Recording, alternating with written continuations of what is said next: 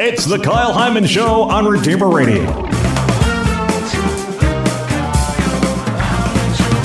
This is Kyle Hyman, and joining us to talk about the Beatitudes, specifically how to talk about them with young children, because he wrote a collection of fables. It's called Beatitudes, 80 Fables about the Beatitudes for Children. Thanks for being here, Jared Dees. Thank you, Kyle.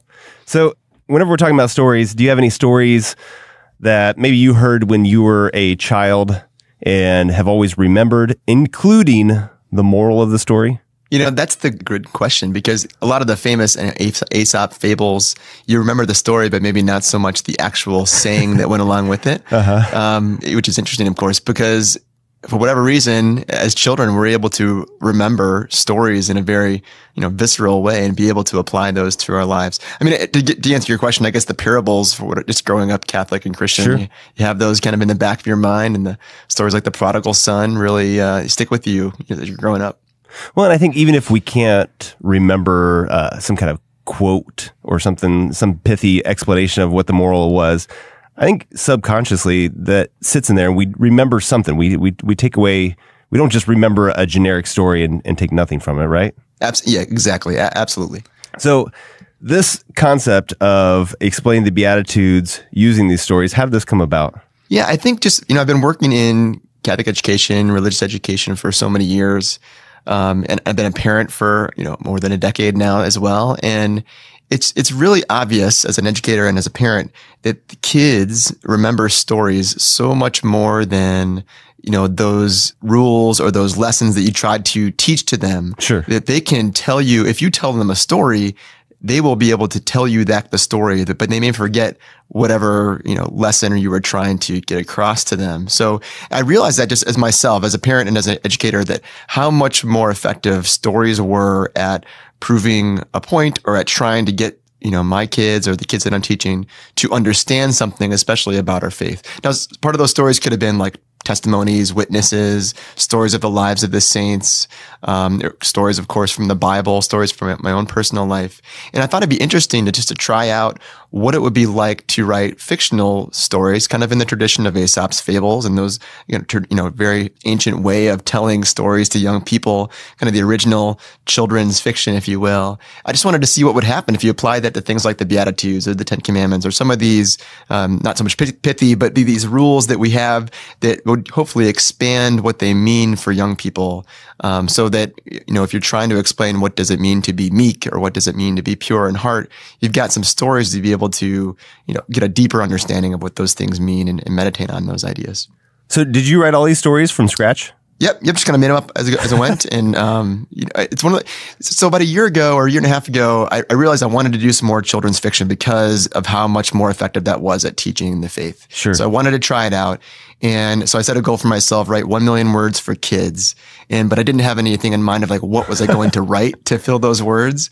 And there was Ray Bradbury, who of course wrote Fahrenheit 451, popular writer. There's this YouTube video that said what you should do if you want to be a writer is just write a short story every week. And for me, I thought, well, why don't I try this for children's fiction? Why don't I just try writing some fables? And, every day I would write one or maybe 2 or 3 and just kind of go along. And eventually I had this whole collection of fables for the Beatitudes that I wanted to get out into the world.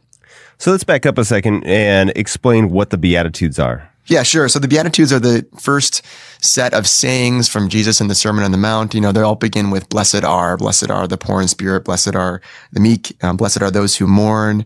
And so these are, they're not like rules because of course Jesus wouldn't say, go mourn or go, get persecuted, but he's telling his followers, and he's speaking, of course, to his disciples here.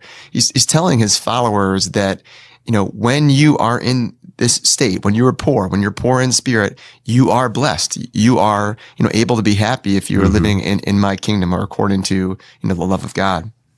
Do you think we tend to ignore the Beatitudes in Christianity? Like this is something we kind of downplay and don't really focus on or remember?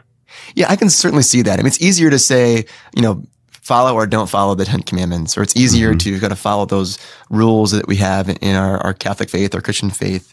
And these are challenging to really, one of the things about being Christian is we do embrace suffering and we align that with the cross. And that's what so many of the Beatitudes teach us is that, when we are poor in spirit, theirs is the kingdom of heaven.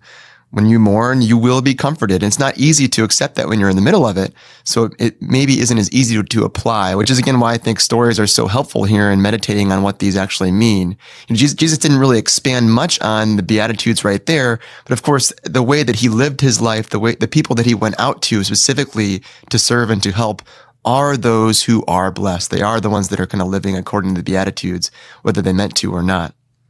But I think it's also challenging for us to read those things and be like, wow, I don't really feel like I'm hitting a lot of these. And maybe we feel like one particular one, like, yeah, I can identify with this.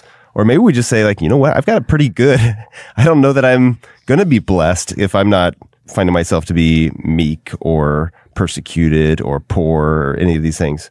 So is it kind of, I think these stories make it a little personal, make us think about how we can be living out the Beatitudes. I certainly, as I was writing them and as I was just kind of reflecting on the Beatitudes, certainly found myself thinking, man, I really need to be more meek. I am not doing, as a dad, I am not doing a great job of this meekness thing. So it was certainly, for me personally, challenging. And as I read them to my kids, as I shared this with some of the kids that I'm teaching as a catechist, it was great to have those conversations. So they were making those personal connections themselves just by reading stories, by thinking about these things that I didn't have to make them do that directly. They were able to think about it as well. Mm-hmm. We're talking with Jared Dees about the Beatitales, 80 fables about the Beatitudes for children.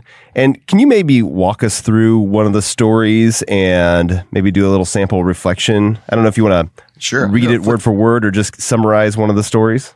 I'm just flip randomly to one here. Okay, good. Okay, this one is blessed are the pure in heart, for they will see God. Uh-huh. And it's about it's called The Eagle and the Owl. And I don't know if you want me to read it or if you want me to just summarize. Go ahead and just read it. Okay. All right. So there was an eagle that liked to fly very high. A wise old owl asked the eagle, "Why do you fly so high?" The eagle replied, "I want to see the great creator of the birds of the sky. I want to see God." With that, the eagle looked up to the sky and flew as high as he could. Higher and higher he flew, up and up, until he could not pump his wings anymore. He was exhausted, and he began to soar back down to the trees below. "I will work hard and become stronger," he said to himself. So he spent many days flying fast and over long distances to strengthen his wings. He did this for a very long time until indeed he was much stronger. So he looked at the sky again, he launched himself into the air, and with renewed strength flew higher than any bird had ever flown before. He looked around with his keen eyes, but he saw nothing but blue sky and clouds below him. He could not see God. So he tried to fly even higher, but his wings gave up with the exhaustion once more, and he soared back down to the trees.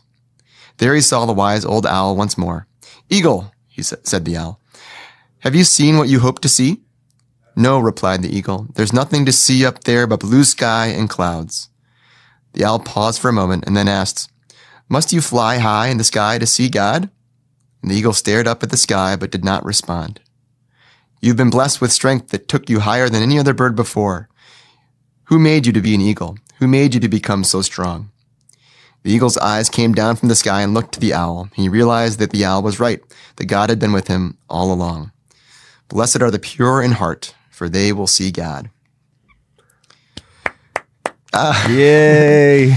So I think the idea there in the conversation I would have with my kids about it is just to, what was the eagle trying to do? Why was the eagle trying to see God in that way, and trying to make connections to our own lives about how we might be trying too hard to earn the ability to be holy or to be able to see God, versus, recognizing that he's here all around us if we, we just focus on our hearts instead.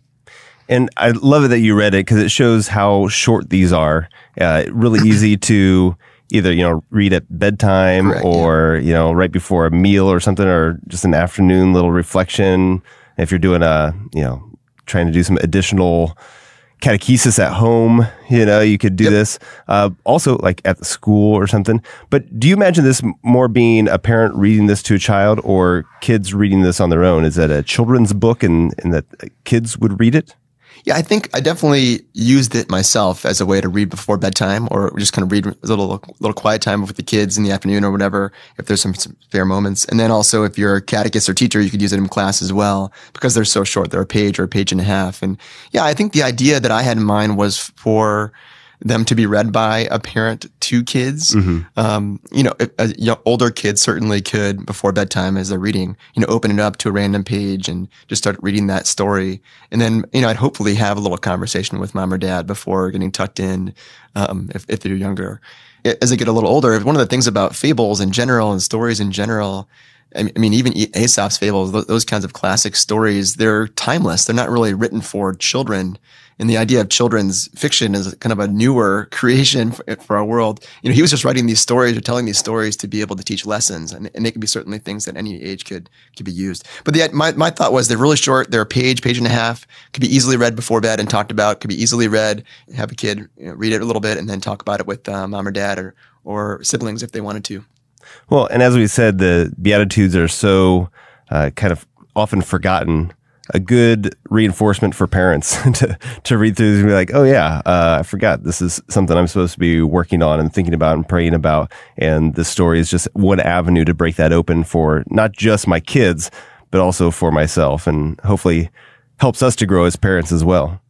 Yeah, I think that definitely helped for me to really reflect on these Beatitudes in a way that I hadn't done before. So I'm really grateful for the opportunity and grateful for the feedback that a lot of my kids, I tested them out on my children as well. I've used them and shared them with other teachers to be able to use, other parents to be able to use. And I'm really grateful for the conversations I've heard about them having and conversations I've had with my kids that really helped me see the Beatitudes in different ways that I hadn't originally thought of and didn't come out of that conversation with young people about them. Yeah. What was the process of writing these for you? Did you kind of get a new perspective of the Beatitudes?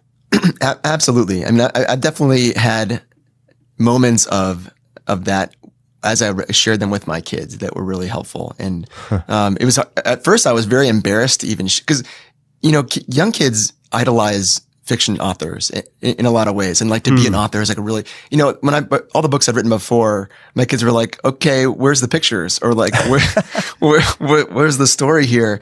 This is a nice way to make a connection with them, and I was scared to share with them because they've got such great books that we read with them every night, and they were really generous with their feedback. And the other day, my daughter had a notepad out; she was ready to give me some good pointers on the next story I was writing. So it's been a fun way to have that connection and share these things with kids because, as you said, it's not like we get a chance to really reflect on and meditate on these ourselves, and what a great thing to share with our families as well.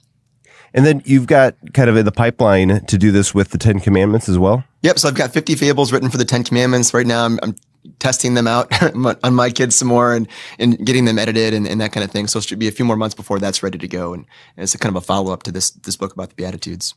All right. Well, where can people get this book and also all the resources that you have on your website? Make sure we plug that as well. Sure. Yeah, it's available on Amazon.com, of course, in ebook and in print. There's a lot of other resources if you're a teacher or catechist. Or thereligionteacher.com is my own website. JaredDees.com is where I do a lot of my fiction posting, a lot of my other writings outside of kind of the catechetical, focusing on Catholic education things. All right, I'll make sure to have links to those in the show notes along with this. But again, the book is called Beatitales, 80 Fables about the Beatitudes for Children. Thank you so much, Jared Dees, for sharing this with us. I think it's an important topic, not just for kids, but for adults, and a great, fun way to teach our kids about it. I'm looking forward to it. I'm definitely buying a copy so I think I'm just going to start with nighttime, like before bed, read a story, and we can chat about it a little bit and say our prayers and go to bed. So thanks for writing this and putting it together. I appreciate it. Yeah, no problem. Thanks for having me on.